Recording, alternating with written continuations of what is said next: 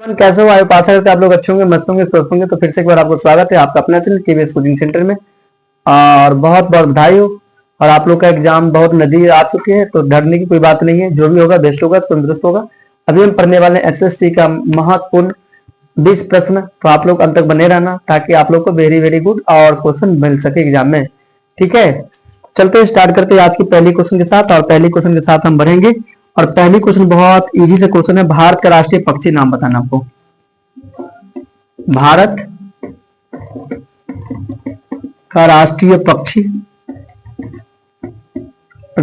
पक्षी है क्या है? राष्ट्रीय हम वन लाइनर लिखेंगे और आप लोग आंसर करके देखे चलो। आंसर लिखना मयूर।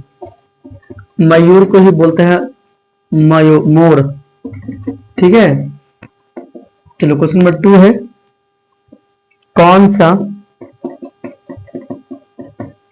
कौन सा जानवर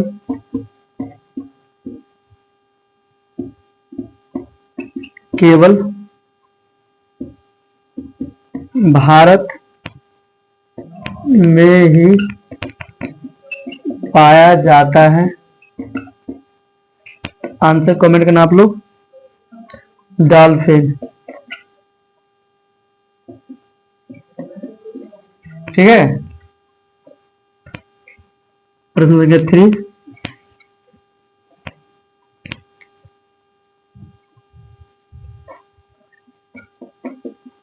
लौह अयस्क किस प्रकार का संसाधन है? आंसर अनवीकरणीय। अनवीकरणीय। आप यहाँ ध्यान देना कि लिखा भारत, जिससे देखते हो हम लोग भारत देश में रहते हैं, का राष्ट्रीय पक्षी। भारत के लेवल का कोई भी क्वेश्चन पूछेगा तो आप आंसर बना सकते हो मयूर, जिसका नाम है मोर। पिकॉक भी इंग्लिश में बोलते हो पिकॉक, राइट। कौन सा जानवर केवल भारत में पाया जाता है? डॉल्फिन। लोह अयस्क। लोह अयस्क का मतलब लोहा का जो अयस्क है, किस प्रकार का संसाधन है? संसाधन क्या है? कमेंट करो कि संसाधन होते नहीं, संसाधन बनते, किसने कहा था? कमेंट करना। और ये है आपका अनवीकरणीय संसाधन। अब अनवीकरणीय संसाधन किसे कहेंगे? अनवीय संसाधन उस संसाधन को कहते हैं जिसका एक बार इस्तेमाल कर लेने से दोबारा इस्तेमाल नहीं कर सकते, उसको बोलते हैं अनवीकरणीय।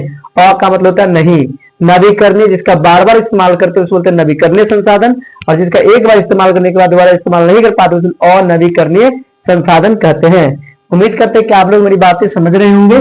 तो वीडियो को लाइक से कमेंट कर ले। और डेली 7 बजे से लेकर के लाइव आते हैं। 7 बजे आप मेरे साथ जुड़ना चाहो तो जुड़ सकते हो। ठीक है, और न्यू बैच स्टार्ट हुई है अभी।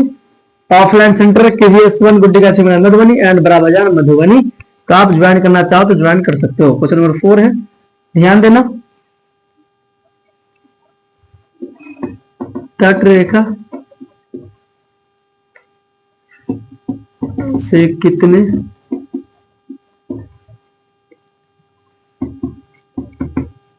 किमी तक का क्षेत्र सीमा अपमार्जक अपवर्जक आर्थिक क्षेत्र कहलाते हैं? आंसर हो जाएगा 200 नैनोमीटर। 200 नैनोमीटर। प्रश्न संख्या 5 है। बाढ़ क्या है? आप कहोगे प्राकृतिक आपदा। प्राकृतिक आपदा है। ठीक है, नेक्स्ट क्वेश्चन नंबर 6 है।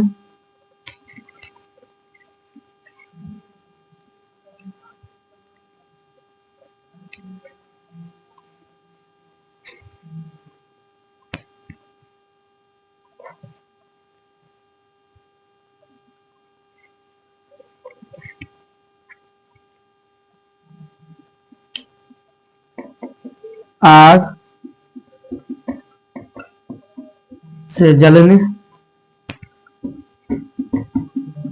की स्थिति में जले हुए स्थान पर क्या प्राथमिक उपचार करना चाहिए? आंसर हो जाएगा इसका ठंडा पानी डालना चाहिए। ठंडा पानी डालना चाहिए। ठीक है, तो समझेंगे यहाँ पर क्वेश्चन 4, तट रेखा से कितने किलोमीटर तक के क्षेत्र को सीमा अपवर्जक माना आर्थिक कहा जाता है? तो 200 नैनोमीटर। 200 नैनोमीटर तक का जो एरिया होगा उसको अपवर्जक माना जाता है। क्वेश्चन 5, बाढ़ क्या है? प्राकृतिक आपदा। आपदा किसे कहेंगे? आपदा किसे कहेंगे? तो जो आकस्मिक घटना घटती है उसे बोलते हैं आपदा। अचानक होने वाली घटना को आपदा कहते हैं। और आपदा दो प्रकार के होते हैं। आपको 6 नंबर फिक्स है आपदा प्रबंधन से, ज्योग्राफी का क्वेश्चन है, और आपको एक बार पढ़ने और ज्यादा पढ़ने की जरूरत नहीं। आपदा क्या है? तो आपदा जो आकस्मिक घटना को हम आपदा कहते हैं। क्या कहते हैं? आकस्मिक घटना को आपदा कहते हैं। जो अचानक घटित होता हो उसे क्या कहते हैं? आपदा कहते हैं। राइट, जो अचानक घटता हो उसे बोलते हैं आपदा कहते हैं। सही है, बहुत बढ़िया। तो आपदा समझ पा रहे हैं आप लोग? आपदा दो प्रकार के होते हैं, प्राकृतिक आपदा और मानव निर्मित आपदा। आपदा ठीक है, चल रहा है। ठीक है, आपदा दो प्रकार के होते हैं, प्राकृतिक आपदा और मानव निर्मित आपदा। प्राकृतिक आपदा किसे कहेंगे? जो मनुष्य के द्वारा घटित हो उसे बोलते हैं प्राकृतिक आपदा। उसका प्राकृतिक आपदा हो जाएगा जो गॉड गिफ्टेड हो, अप्राकृतिक हो गया, समझे। और मानव जनित जो मनुष्य के द्वारा घटित हो, कहीं न कहीं उसमें मनुष्य का अहम योगदान हो, उसी को बोलते हैं मानव जनित आपदा कहते हैं। तो समझ गए आपदा किसे कहते हैं? आपदा दो ही प्रकार के होते हैं, प्राकृतिक और मानव जनित। प्राकृतिक मतलब जो गॉड गिफ्टेड हो, जो भगवान या अल्लाह ने ईश्वर के द्वारा घटित हो। आप दूर दूर तक देखना मनुष्य